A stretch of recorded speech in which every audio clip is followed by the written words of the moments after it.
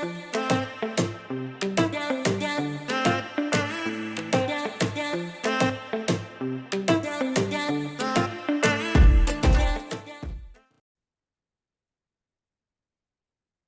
ladies and gentlemen, and welcome to the TNC Sports Talk YouTube channel. My name is Justin, and it has been quite some time since I've last came on here and held a podcast.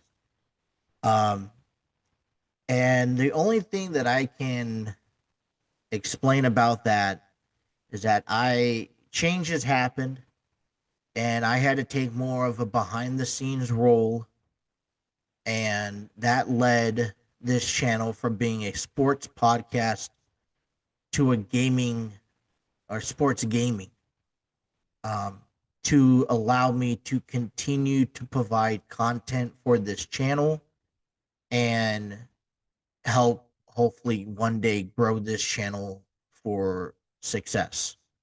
And over this past year, we got a chance to create content for NFL Madden, MLB The Show, and WWE 2K Universe Mode. And what I've seen in content creations and in growing and the experience I've had so far in publishing gaming content, um, I've been more than satisfied with the outcome. So I appreciate everyone's support. I appreciate everyone's, uh, you know, value into taking time to watch this content that I provide. Um, and hopefully it continues to grow. That's what I would like to see. Over the past few weeks, I was approached by a friend of mine to host a project that would allow me to conduct a series of interviews that I could publish to social media on top of them being able to publish to social media, for an event that's coming up in the upcoming weeks. I intend later this week to create a video that explains into depth what the project is, um, as well as being able to start publishing the first sets of interviews that are being conducted. And with this project has had me have to create a subscription on a platform that allowed me to record video and streaming content. Now, from day one, I've always been a fan of StreamYard Studios. I've had that, to start this channel, and I would love nothing more but to go back to StreamYard Studios. But unfortunately, with the economy these days and the inflation of prices that have scattered across the entire world, I had to settle with a different subscription, which leads me over here to Zoom. This is the Zoom studio that we are recording off of. And as I grow with Zoom and record several videos, I'll learn the ins and outs of what Zoom has to offer and provide. It was actually a friend of mine who has used Zoom for his own podcast that has uh, continued, that's used Zoom from since day one, and has probably given me the most influence to stick with Zoom, other than its can't beat prices at the moment. So, um, this is a work in progress. Not only, trying to get back into the editing of podcasts, the conversation pieces, the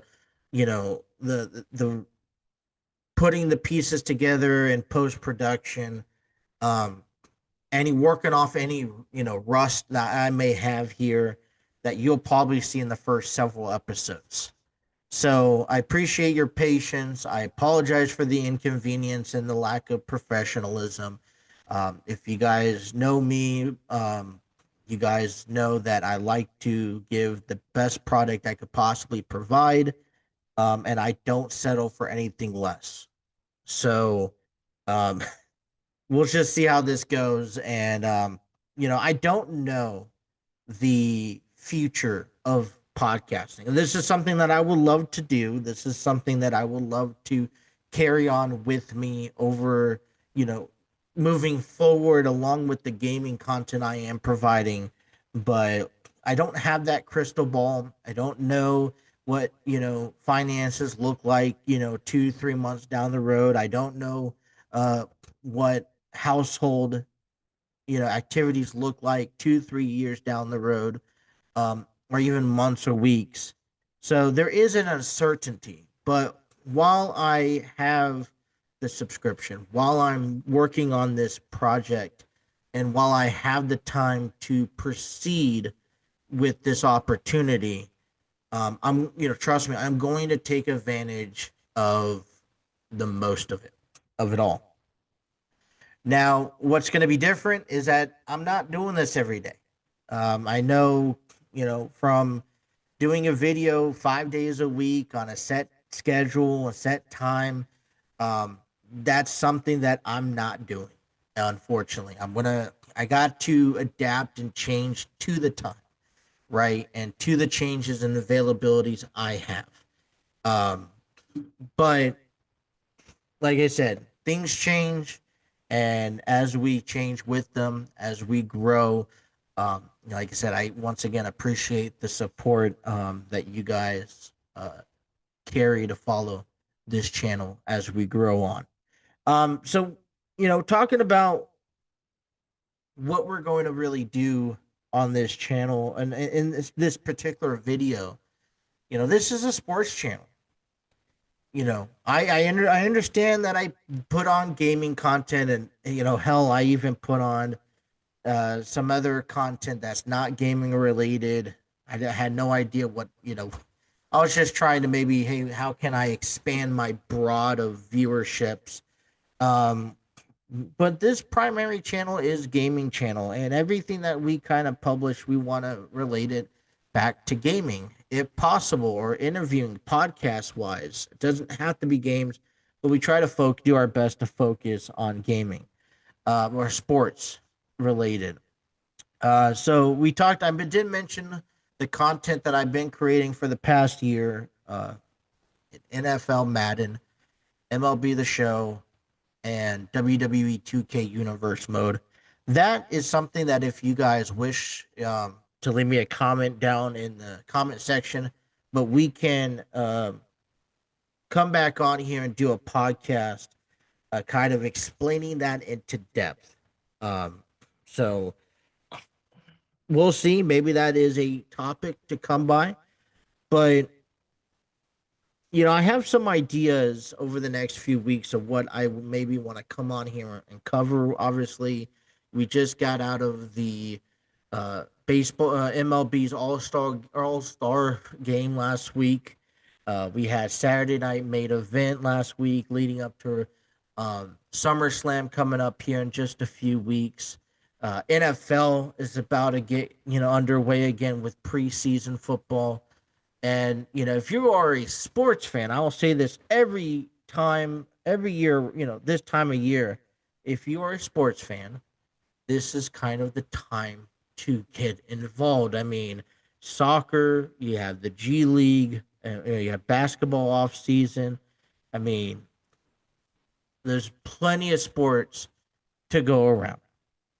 And I will do my best to cover news, stories, hot topics during these episodes, baseball, football, wrestling news, etc., to the best of my ability. I feel like I strongly fit in the category of football conversations and baseball conversations and wrestling conversations. So that's where I'm going to focus on. But doesn't mean that I'm not going to throw in a basketball conversation here and there. And this is the one thing that kind of happens when you've been out of it for quite some time. You may feel like you've fallen off the edge of the earth when it comes down to knowledge in the sports world.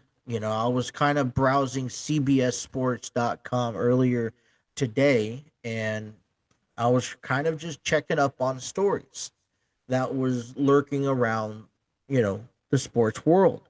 So, and some of the stories we're going to have a little brief discussion about. I kind of want to cover some of the top ones that attracted my attention. There's a few conversations in professional wrestling that I do have also that I would like to share my thoughts and opinion on. And look, kind of just a reiteration. This is a channel where I'll share some news. I will share my take on something. It may not be something you agree with. It may not be something that you support, and that's okay. I encourage those to have conversations. If you want to, like I said, leave a comment down in the chat on the next video. I could bring it up if it's worthy enough. Um, and I encourage you to do so. I like to interact. If someone wants to potentially have that conversation with me with these sports, let me know and I'll reach out to you. So, um, but this is just my opinion and my take. It may not be right. It may not be wrong. I may not be the first person who said it. I'm not going to take someone else's opinion for mine. I may agree with them or disagree. Reading off the articles or news, I'm not taking any credibility, and I'll do my best to share credibility from where I get these resources. Um, but I'm just here to talk some sports, pick my brain out, and give you my thoughts on some of these things. So in today's episode, I do want to focus. There's two there's about to three stories in professional wrestling I want to cover. I do want to talk just briefly on Seth Rollins' injury that happened back on Saturday Night Main Event a little over a week ago, as well as Goldberg's retirement match. And then there's a few stories beyond wrestling that I kind of just I found interested, so I'm gonna pull them from CBS Sports, and I could read you the article, and we could have just a brief conversation about. So nothing too major, just a few topics or headlines I like to go over here. Um, so I think that I like to maybe do this appropriately, and give our congratulations to take a moment to reflect on Goldberg's successful career. And I'll kind of do some backstory to Goldberg's retirement match, and this is just to fill in for those who are unfamiliar with Goldberg's backstory. But um, in recent years, Goldberg returned to finish a feud with Brock Lesnar in the WWE, and since then, he's won a few championships. He's kind of had this on and off run where he kind of has given back to the company and filling in, name slots, whenever it's been asked. Um, and I guess there was a promise made by WWE. Not going to go into details with specifically who, but the WWE alone. And they promised Goldberg a retirement match.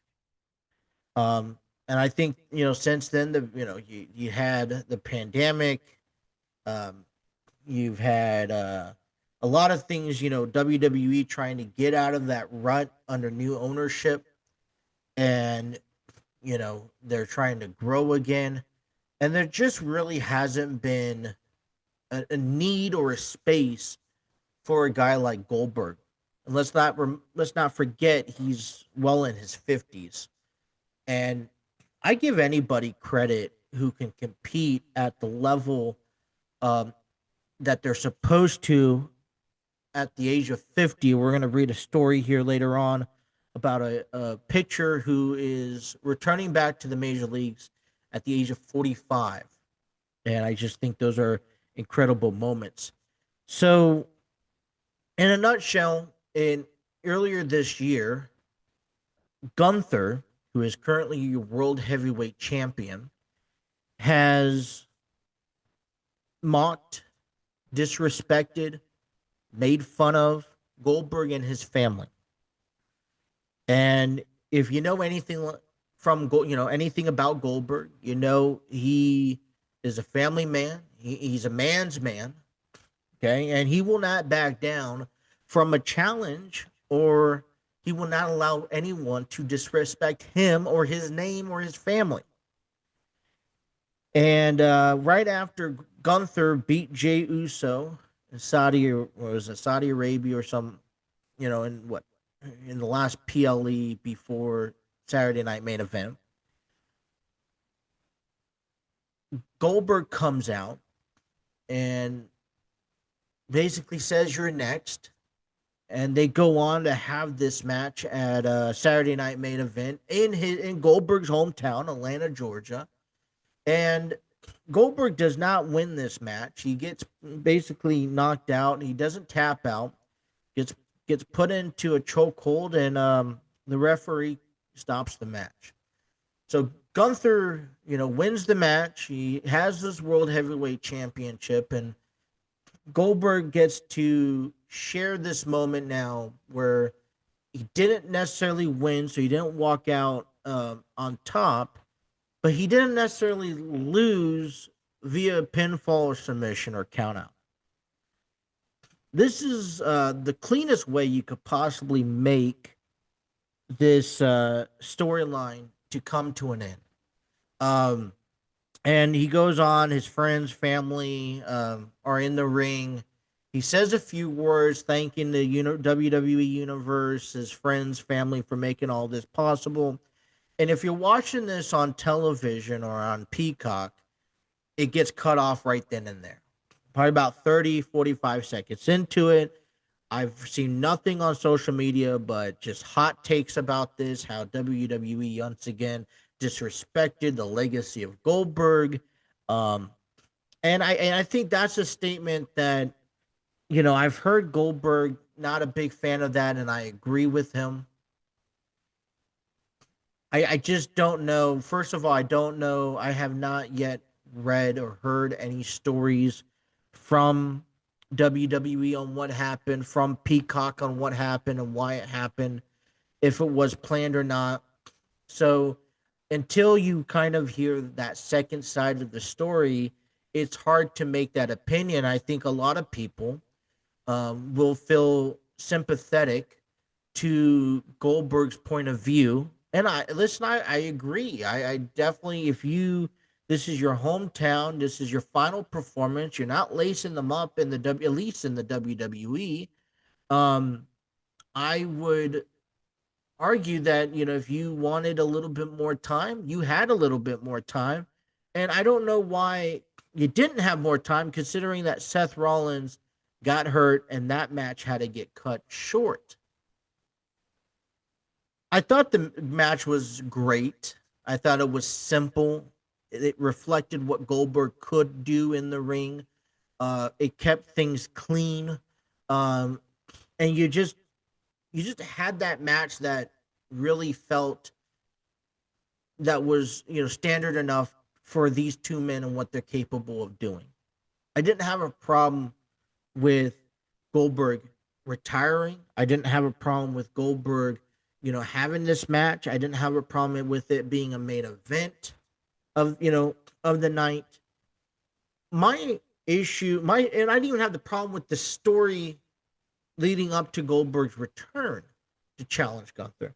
My concern was, or my issues with it was the build up leading for on the other side of the party leading up to this match.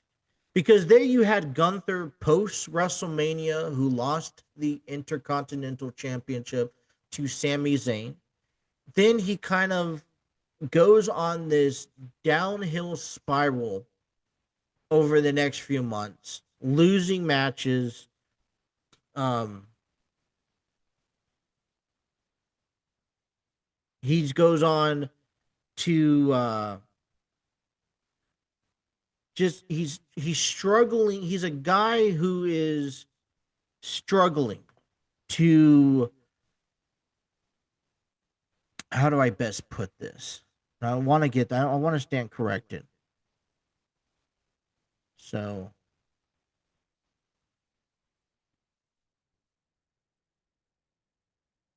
and I did, let me do correct myself. This was good. Earlier this year was, it all started when Gunther lost his heavyweight championship to Jey Uso. And I apologize for the misunderstanding on that. But he goes on this downhill spiral since then.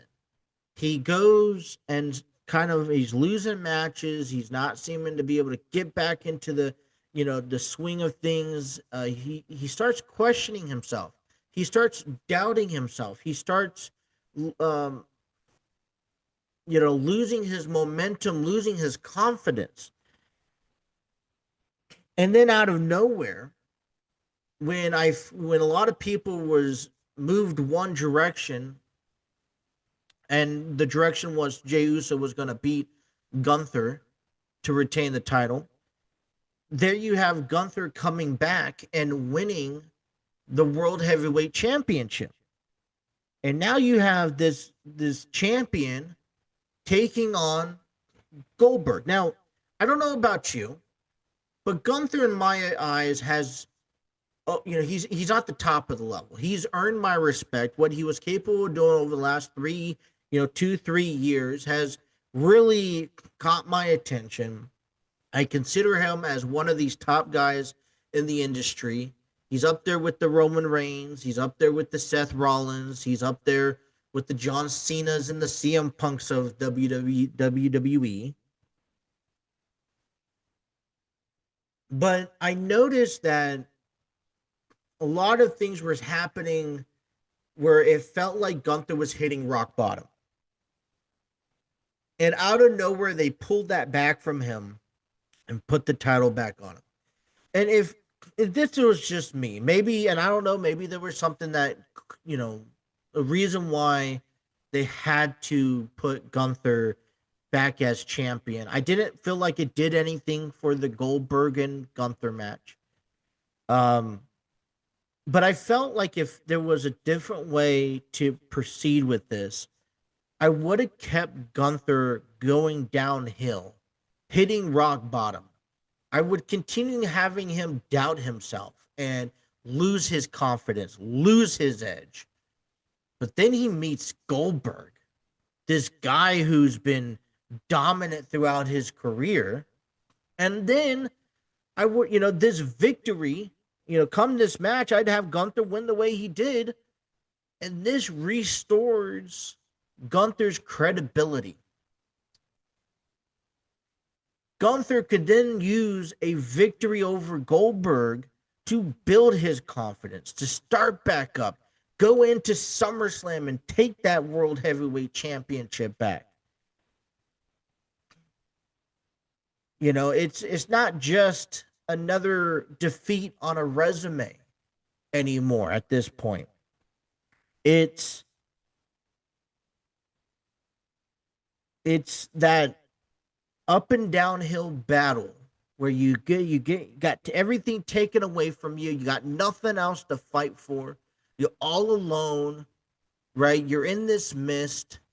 No one's pulling you out of it. You got to find and dig deep to find a way to get out of it. And here's a hand in Goldberg, this guy who's dominant. He's a staple, a win over Goldberg, sabotaging, and playing spoiler to a retirement match in his hometown, just does just enough to get you back up, going up that hill. And then you could go on and have this successful run. So I don't know if it was, there was a reason, what the reason was, and I am interested in learning about that reason of why they put the title back on Gunther, instead of waiting out this long. But I'm not debating whether or not it was a good match. Both men delivered. Definitely a makeup from the last time I remembered Goldberg in the ring. And the last time I remember Goldberg in the ring was when he had a terrible match with The Undertaker. So I'm glad that he gets to have this, that he had this final match, um, and he was able to hold his own. Um, and it goes to a legacy.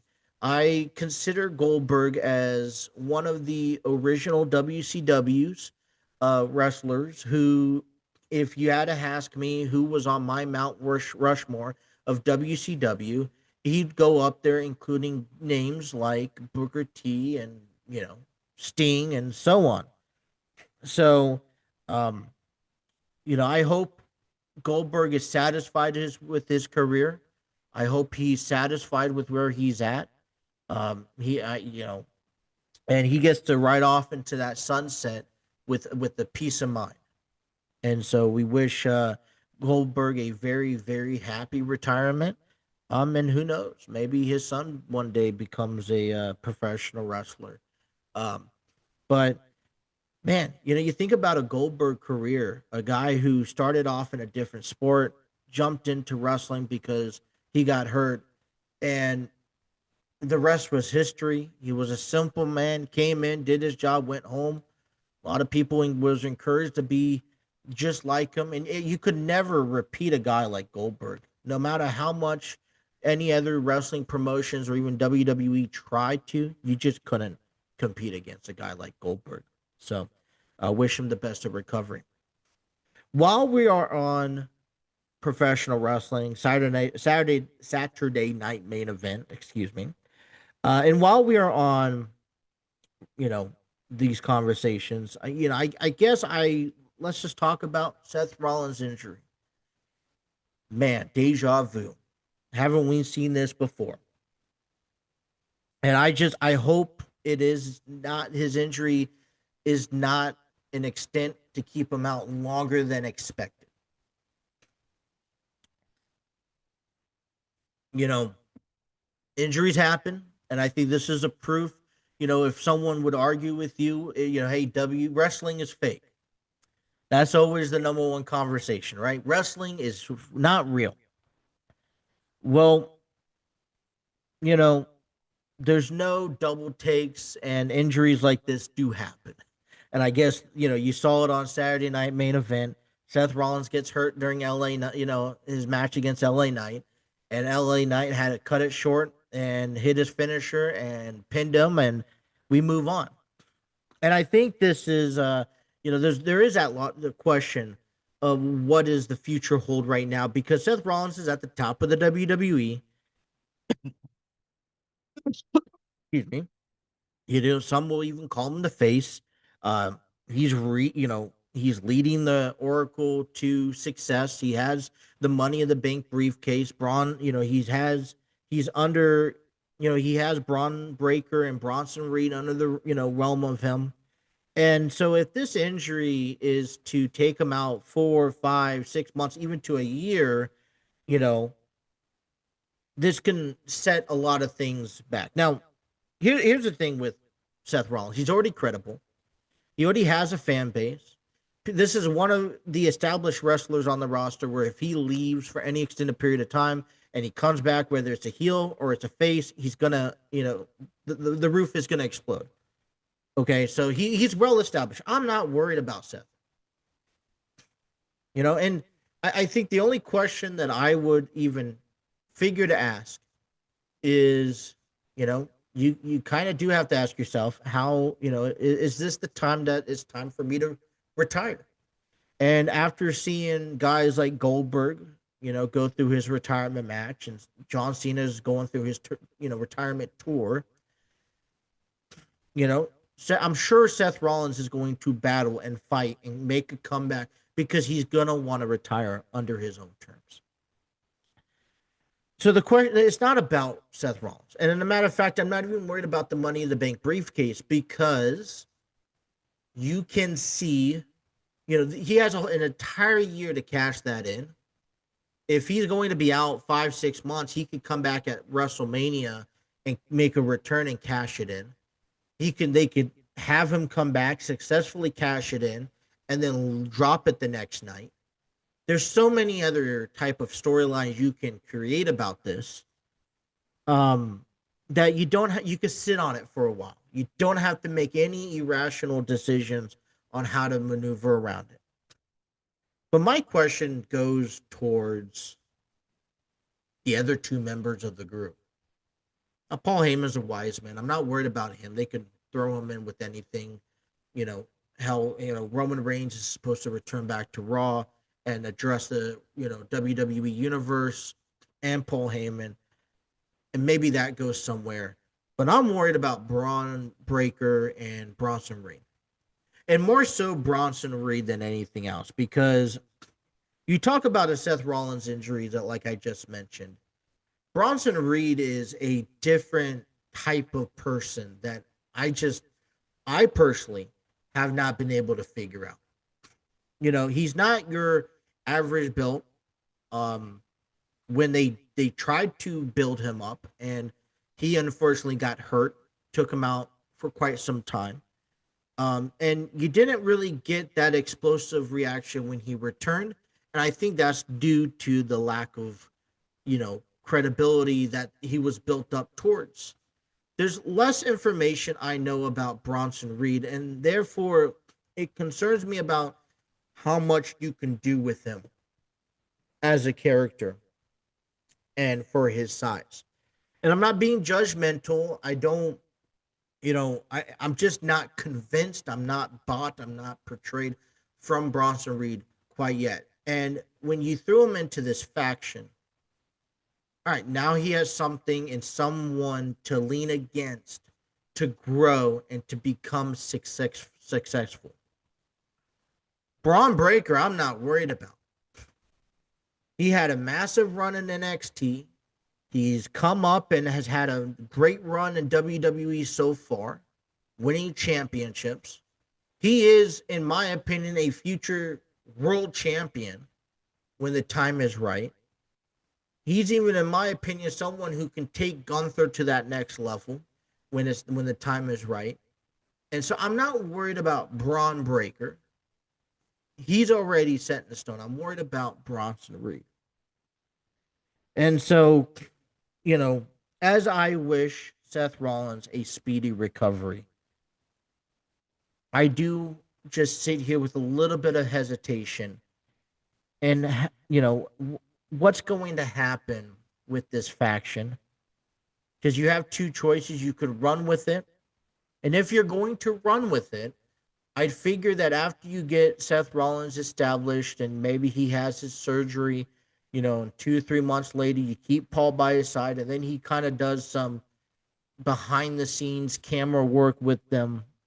And then, he slowly comes down to the ring as he recovers. And he has to have an appearance.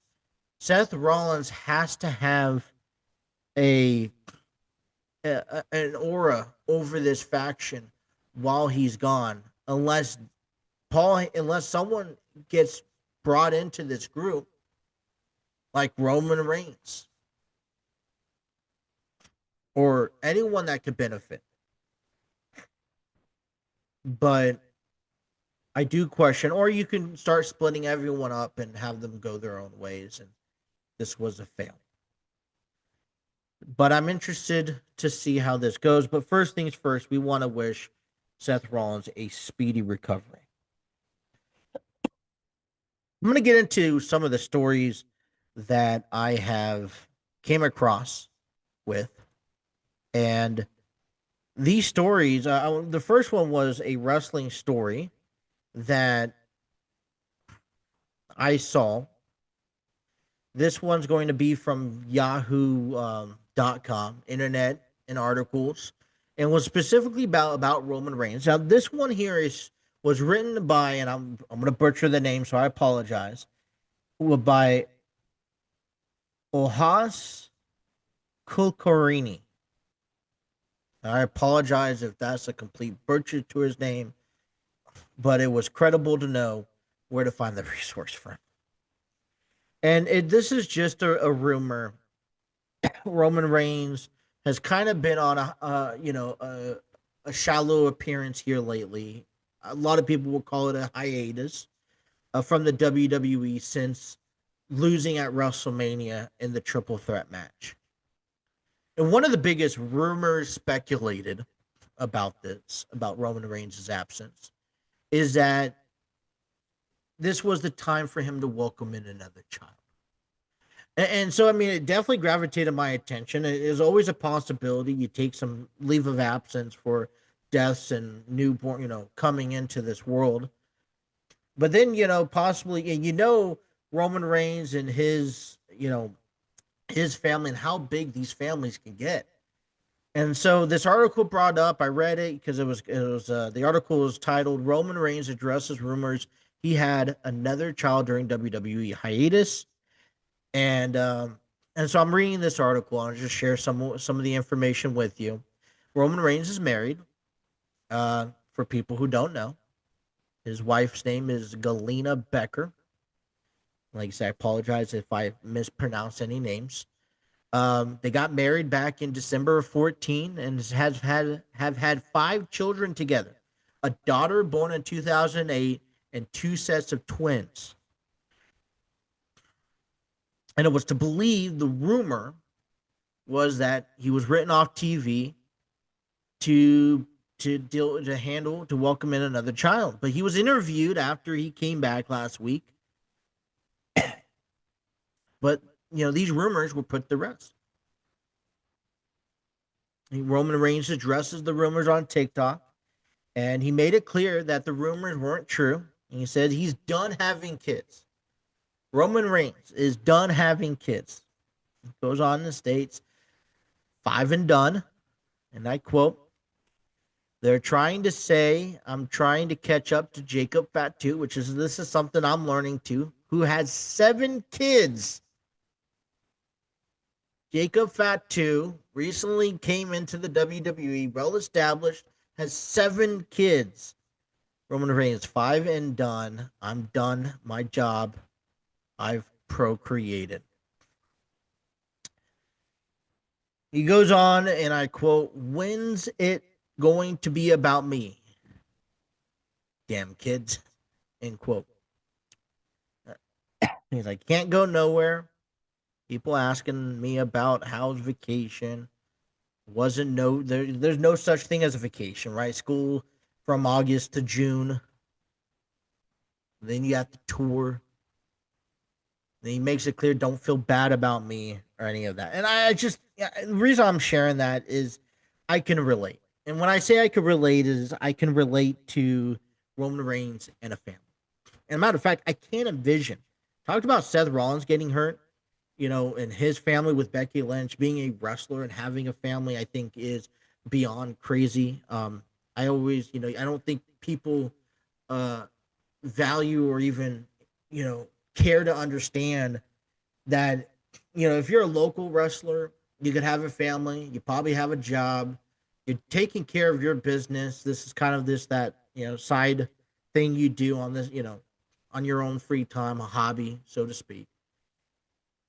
You're in AEW, you're in WWE, and they've done their best to give them more time off, but you grow, you have a family, you have, you're not, if you live in Pensacola, Florida, and you have to travel for work, you have a choice to keep your kids at home, keep them away. This isn't the same, just like baseball, just like football. Difference is that there's a lot more. I feel that there's a lot more traveling back and forth. You show up on a Monday Night Raw, go home Tuesday, Wednesday, Thursday, got to fly back out for Friday, Saturday, maybe come home Sunday, back out again. And so these schedules are still grinding. And when you have a family on top of it, it is a whole nother ball field to tackle. So I do understand, and I do feel, when it comes time to, if you have a family, and I mean, there's things that I struggle with, and, I got 3 kids, and, and I stay here. I don't travel like a lot of these guys do. So I feel for it. And I just thought, because I can connect on a, father to father perspective, about his stories and his rumors that come along. So I just wanted to share with that. All right, so got 4 more stories for you, and then I'll be done for today's episode. But one of the stories here, we'll talk some football. And this football article is going to be from CBS Sports, written by John Breach.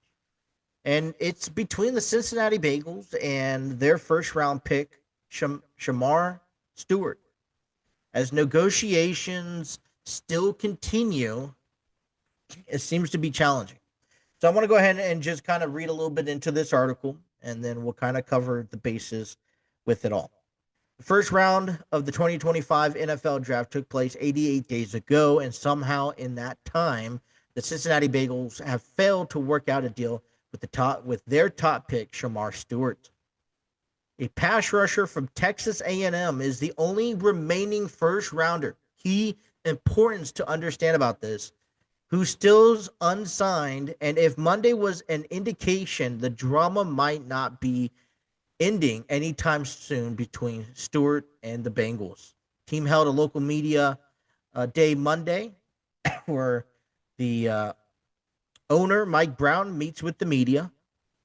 And, they're still uncertain where he stands. It doesn't seem like they're in a good place. And it's this is how kind of the breakdown is. So with rookie contracts now slotted, both sides know that Stewart will be signing a 4-year deal. He'll be making $18,969,276 in his contract once the deal gets done.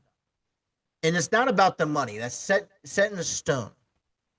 It's not negotiable. It's all about the language of the contract. And Brown sounded slightly irritated that Stewart's camp won't agree to the Bengals' offering. So when we talk about this contract now, we're kind of diving into the configurations, the guarantees of the contracts. So this language that they're talking about involves the voiding of future guarantees. If Stewart were to get suspended or arrested during the 4 years, and these are, typical, the Bengals would void the guarantees. If you go out there, you're telling me the Bengals are telling Shamar, within your contract, you're a rookie. You're going to be considered a rookie for the first 4 years of your contract. You're here to play. If you're going to go out there and party, you're going to drink, you're going to do X, Y, and Z, and you're going to stay out late, fine, go do that. I can't control you as a human being. But if you get in trouble out there on the streets and you cannot play and the NFL suspends you or you get arrested, then this contract, we're not paying you that full $18 million because we're not paying you to go get hurt or to go get, go out there and, go to clubs and parties and this and that and get arrested and spill and spin and chill. I mean, you got to keep your head on your shoulders. So this is kind of a protection. Hey, you want this money, which I know you do. You have great, I think you have a good sense of mind. You have a good head on your shoulders. You're a good human being. Take this as the encouragement to get yourself together, settle down, figure out, what your admirations are, and, follow, this path. Brown says it. He doesn't want to be paying a player who's in jail, and I wouldn't. I don't want to pay anybody who's in jail.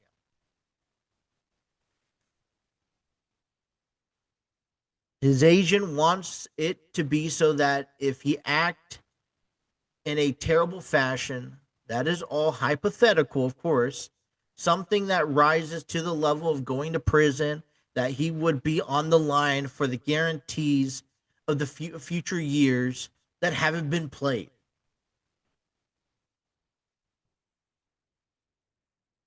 The Bengals' position is no. If that happens, we're not going to be paying him. And I think that's a reasonable understanding. If you're Shamar Stewart and you're his agent and you're trying to battle a contract that basically says, look, you know, we want to guarantee that if something would happen, my first question is why are we even at this point? Why are the Bengals even like? I feel like it's not silliness, it's stupidness. Because now, I mean, if I'm Mike Brown, I'm questioning why did we even draft you if you're sitting here raising a hissy fit over our contracts and the details and the fine print saying that if you just can't, if you can't be a good boy, then we're not going to pay you. How hard is it? I mean, are you telling me that your interest is not as invested in the football than it is at a party drinking? Is there something that we don't know about that can land you in jail over the next 4 years? Why is even prison a factor? You're playing football. What does jail and prison have to do with playing in football? What are you doing outside of football that would land you in jail? And why is that even a concern? Are you, a dealer on the outside? Yeah, I'm a football player by day, a dealer at night. What are you doing? And so I think this is a whole bunch of crap that doesn't need to be evolved into anything more. And you just sign that contract. And I think if it goes on, if you're the Bengals, I don't want this player who values the safety net of going to jail. I don't know what would cause you to go to jail. You would have to commit pretty heinous crimes to go to jail. And if you're that type of person, then I don't want you on the team.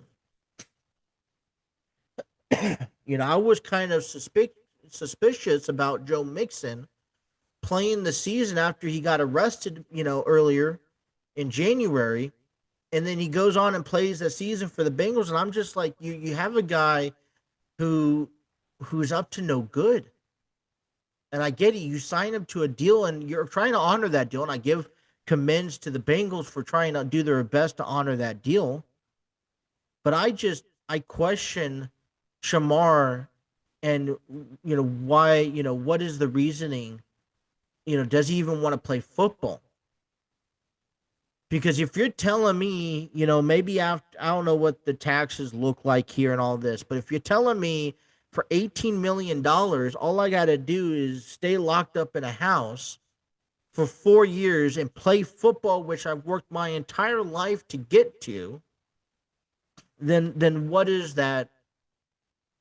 I do that in a heartbeat.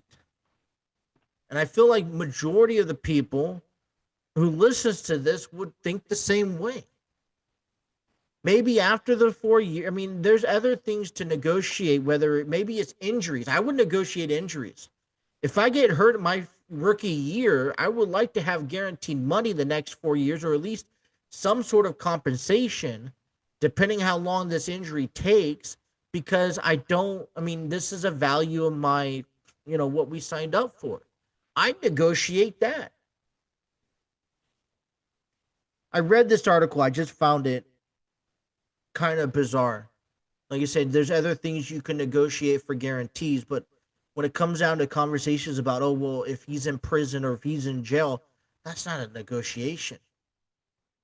No team would want you if you're the, they're going to take that big risk of signing you and then eating up that contract. You know, if I'm any other football team owner, Shamar Stewart, I don't care how good he is. He's not playing for my team as long as I'm ownership, because I do not have the room or time. That is not a conversation you should hold.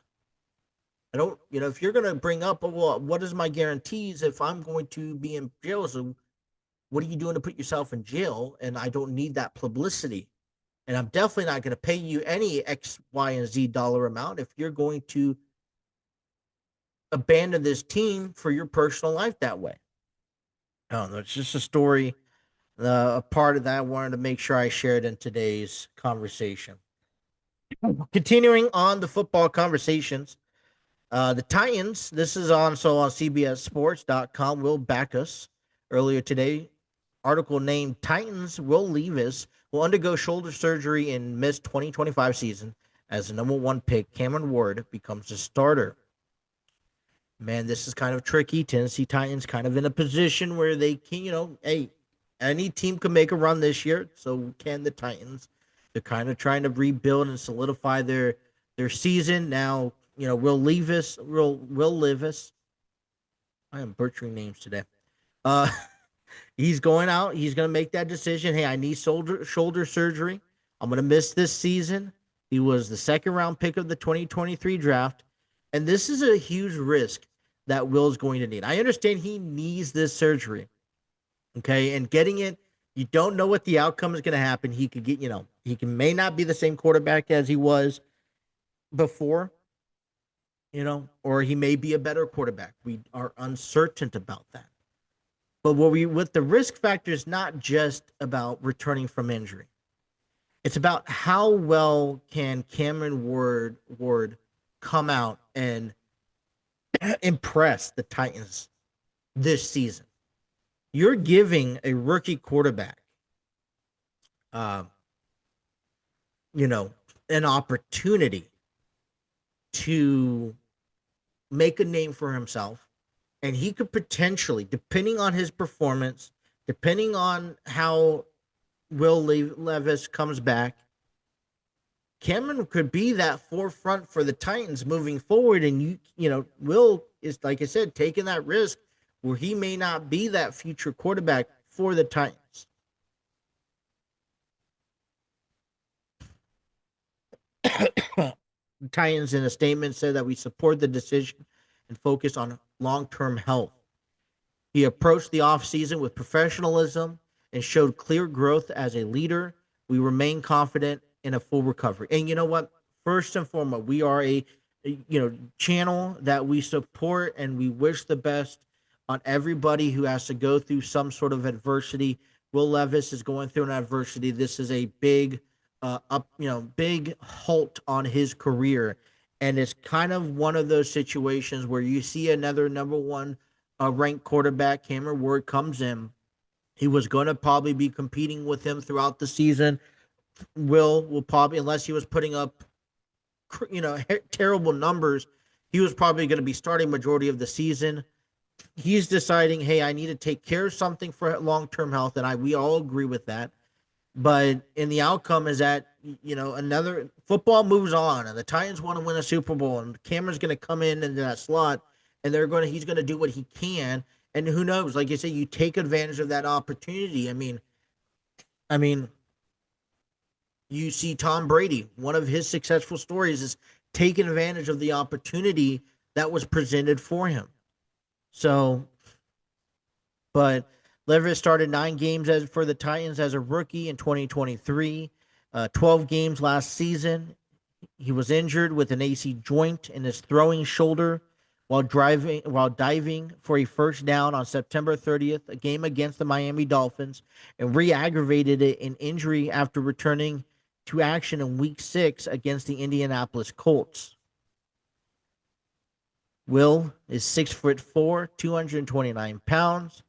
He missed 3 games and then was benched after Week 15 loss against the Cincinnati Bengals. In his 12 starts, he compiled a 2-10 record while throwing 2,091 yards, 13 touchdowns, and 12 interceptions. He also rushed for 183 yards.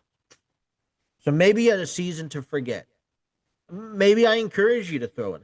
It is something that, excuse me, you got to ask yourself, with the record that you had last year, which is probably a season to forget, it's an AC joint in his throwing shoulder. It's going to always re-aggravate him through and through.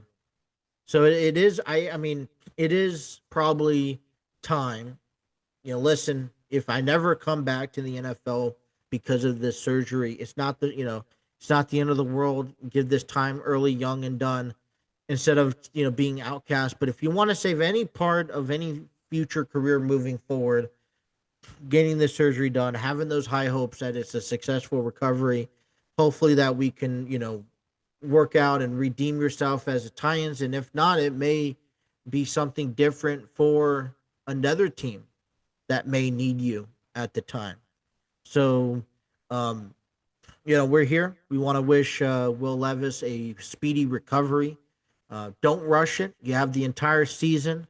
I think that you also sit back and get a chance to support, Cameron Ward, who's going to be tackling on a huge test, and a huge challenge, moving ahead.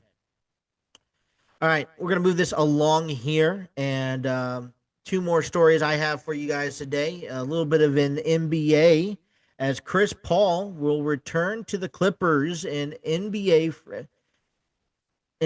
free agency. CP3 is back in LA for his 21st season in the NBA. Paul did play from 2011 to 2017 with the Clippers. This article is written by Sam Quinn. And I just see the name Chris Paul and the Clippers, a name that I'm familiar with. This is according to ESPN. Decision to bring Paul back to the franchise, with which he played arguably the best basketball of his career. Paul spent 6 seasons with the Clippers, making 5 all NBA teams and 6 all defensive teams in the process. It's a 1-year deal worth $3.6 million for Paul. This is per NBA insider Chris Hines, who's added a 2025-2026 NBA season, which will be Paul's 21st season in the league. Will likely be Paul's final one. In the summer of 2017, however, the first stint with the Clippers ended when he forced a trade to the Houston Rockets so he could compete for a championship alongside James Harden. Now, ironically, Paul will join Harden in a team for the second time as the Clippers trade for Harden earlier in 2023 and 24 season. So it's kind of coming back to a circle. I do remember watching Chris Paul, kind of a big fan of his. Always would want him on my team, and he play. I do agree. He probably did play the best basketball of his career with the Clippers. Gets a comeback, kind of that right off into the sunset. Play 1 year with the Clippers. I'd say see how it don't be confirmed until after the season ends, but you play 1 year, you see how the numbers looked, you see how if the team can benefit from. But I say, Clippers are your home until the end of time. So, hopefully another season goes well for Chris Paul. All right, last but not least, this was the big one I was talking about. We talk about age here. Goldberg being in his 50s, still competing in his retirement.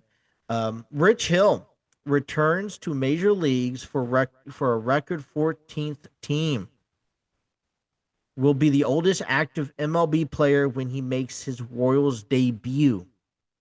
Hill will be the oldest pitcher to appear in an MLB game since Jamie Moyer at the age of 49 in 2012. This was written in an article on CBSSports.com by Mike Excisa. Excuse me. He's a left-handed pitcher. Rick Hill is back for the big leagues again. The Kansas City Royals are calling him up, who has been with their AAA affiliate in Omaha. Prior to Monday's series opener with the Chicago Cubs at Wrigley Field, reports fans cited the team has not yet announced the roster move. Hill could pitch as soon as Tuesday, as Kansas City scheduled to start. Starter is officially listed as TBA, with Michael Lorenzo recently being placed on the injured list.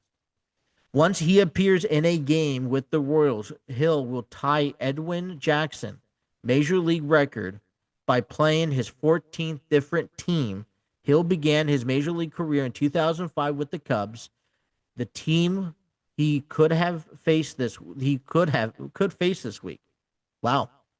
His career has taken him from the Cubs to the Orioles, to the Red Sox, to the Cleveland Guardians, to the Angels, to the Yankees, Red Sox again, Athletics, Dodgers, Twins, Rays, Mets, Red Sox again, the Pirates, to the Padres, and now to the possibly to the Royals. Rich Hill has pitched for the Red Sox, has came back to the Red Sox 4 times throughout his career. Hill is 45, signed a minor league contract with the Royals back on May 14th. Currently has a 5.36 ERA in 9 starts with the AAA club. Through the Pacific Coast League is very hitter-friendly league. Plus, those games were something of spring training for Hill. On July 13th, Hill struck out 10 batters in 5 innings, becoming the first 45-year-old to strike out 10 batters in a professional game since Nolan Ryan in 1992. Throwing out some big names in there.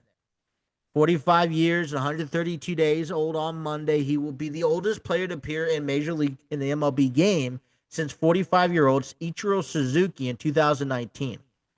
The oldest pitcher to appear in an MLB game since the ageless Jamie Hoyer pitched until age 49 in 2012. He will also become the oldest player in Royals history. That distinction currently belongs to the Hall of Famer Gaylord Perry, who was 45 years old and 6 days old when he started for the Kansas City Royals on September 21st, 1983. That was his final game. That was the final game of Perry's career. Hill will be the 7th 40th something to appear in a major league game this season, joining guys like Max Scherzer, who's 40, Justin Turner, who's also 40, Jesse Chavez, 41, Yuli Guerrero, 41, Charlie Morton, 41, and Justin Verlander at 42. In Hill's last season, Hill appeared in 4 games with the Boston and allowed 2 runs and 2/3 of relief innings. He pitched a full season in the recently as 2023 when he had a 5.1 ERA in 27 starts and 5 relief appearances for the Pirates and Padres. Hill has a 90-74 record with a 4.01 ERA in 20 big league seasons. He spent time in the independent league in 2015 before receiving a career with the Red Sox. And this is why I'm going to call it so important here. You saw that, you heard of that record, 90-74. If I'm Hill, this is coming up next season, well into what, 20 years, 21 years, yeah, in the major leagues. I would arguably say if you could go for 100-win season career, that's a milestone. If you can, come back and just pitch out another season, you don't see many guys out there these days, older veterans that are just lingering around. Yeah, you got a few and selective few, but you really have had to do something right in your career. And Hill's definitely been up and down. Rich Hill's been hurt. He's had his fair share, but he's one of those elements of not backing down. He's not going anywhere. And when it's all said and done, we'll look back on his career. I just, that history of 14 teams among a 20-year career for Rich Hill. So hopefully that comes true. But that will kind of wrap up our little sports talk conversation. I know it's a little bit new of a dynamic period. I want to appreciate everyone. Don't forget to hit those likes, share, and subscribes. We are well over 1,000. And since the last time I've gotten a chance to speak to you guys on a podcast where I think we're under 100. So definitely has grown thanks to the gaming channel. Still expect to see a lot of the gaming channel ahead of us. And like I said, WWE 2K Universe Mode, which is a weekly, 4 or 5 shows a week, depending on what's going on. You have Madden, MLB The Show continuing. We just got past the All-Star game. Let's not forget about NFL Madden as the preseason off, is about to begin here in just next Thursday, July 31st with the Hall of Fame game. So um, we got a lot of sport, a lot of things going on, both on the gaming side and in sports. So if I have the opportunity to come back and talk more sports with you guys, then I would love to do that. Appreciate your guys' support. I will give you guys information on the project that I am working on, hopefully later on this week. Like I said, it's gonna include some fun things. Like I said, be sure to like, share, and subscribe. And until next time, until our next episode, thank you guys for joining, and you guys have a wonderful day.